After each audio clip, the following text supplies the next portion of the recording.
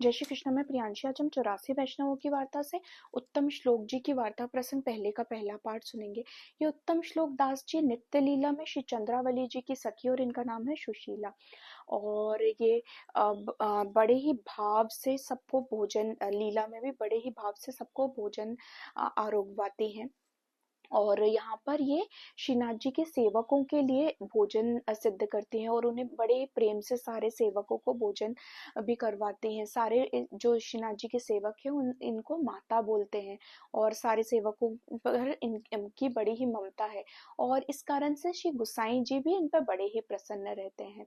तब जब ये लीला में थे तब एक बार श्री चंद्रावली जी ने अपने ही कुंज में श्री स्वामिनी जी और श्री ठाकुर जी को भोजन के लिए उनको पधराया, तो भोजन सामग्री सब परोस रहे थे। तब इन दोनों में इनके एक और भी भाई हैं जिनका नाम है ईश्वर दुबे जी, जिनकी वार्ता प्रसंग हम बाद में आगे सुनेंगे।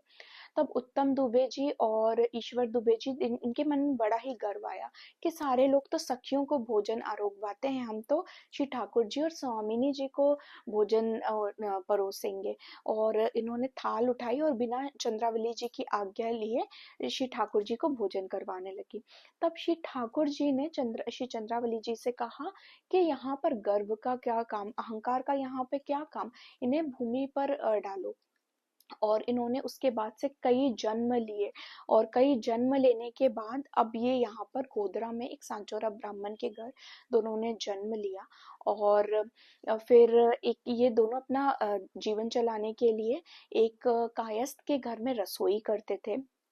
तब आपशी जब आगरा में पधारे तब ये भी वो कायस्थ के साथ आगरा में आए और यमुना स्नान करने के लिए आए। तब आपश्री भी यमुना जी में संध्या वंदन आदि कर रहे थे। तब आपश्री ने कृष्णदास जी से पूछा कि कोई ब्राह्मण होकर शूद्र की चाकरी करता हुआ अच्छा लगता है। तब कृष्णदास जी ने कहा श्रीमद् भागवत में लिखा हुआ है ब्राह्मण के यहाँ शूद्र चाकरी करे तो अच्छा है।